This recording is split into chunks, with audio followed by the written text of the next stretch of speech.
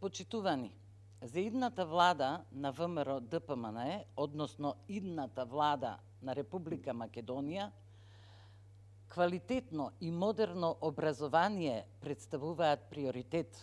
Квалитетното и модерно образование се темел за развиток на другите обштествени полиња и се темел за развиток на другите приоритети, како што се економијата, градењето на демократско општество, градењето на праведно општество и развој на секоја индивидуа, се со цел за подобар живот. Квалитетно и модерно образование во функција на пазарот на трудот ќе изгради иновативни единки и широка распространета мрежа на иновации кои оваа држава ќе ја водат во просперитет. Во програмата за образование на ВМРО ДПМНЕ има многу приоритетни проекти, но јас ќе ги одвојам оние кои сметам дека за вас се најважни. Ќе почнеме од основното и средното образование, а потоа ќе продолжиме со високото. Во основното образование се предвидени реформи на наставните планови и програми, со особен осврт кон воспитната дејност на најмладите. Најмладите ќе бидат растеретени од заморното учење на факти и репродукција на факти, а ќе се обрне внимание на нивното критичко мислење, на развој на демократски капацитет, на спознавање на себе и околината, на моралните и етичките норми, на распознавање на различностите и прифаќањето на различностите, на споделување на проблемите и решавање на проблемите. Наставниците ќе бидат растеретени од огромната административна работа, напишување и препишување на едни исти описни оценки или други оценки, како во едневникот, така во дневникот, така во матичната книга. Тие ќе се посветат на образованието, а не на администрацијата.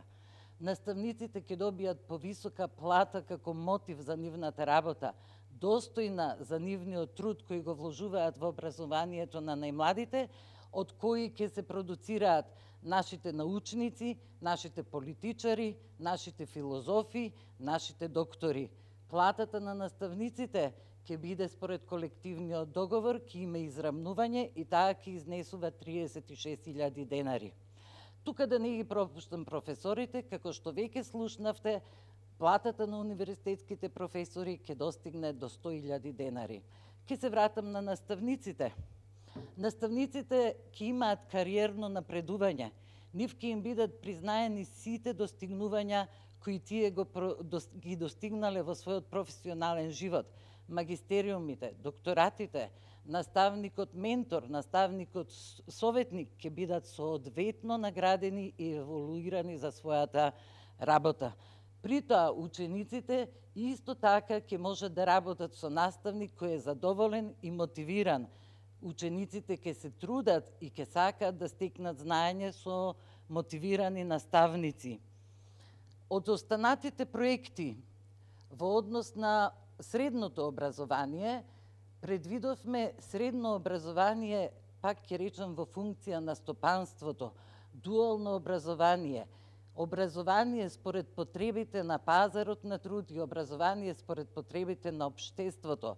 Предвидовме кариерно советување на учениците, како и нивно кариерно определување со помош на наставниците. За учениците, како и за студентите, ќе има можност за субвенционирање од страна на државата за нивниот научен или истражувачки труд. Исто така ќе биде соодветно награден секој успех на наставникот ментор за секој научно-истражувачки проект за кој ученикот ќе биде награден во Република Македонија или надвор од неа. Наставниците исто така ќе имаат можност да стекнат едукација која нема да биде на нивни терет, туку ќе биде на терет на Министерството за образование.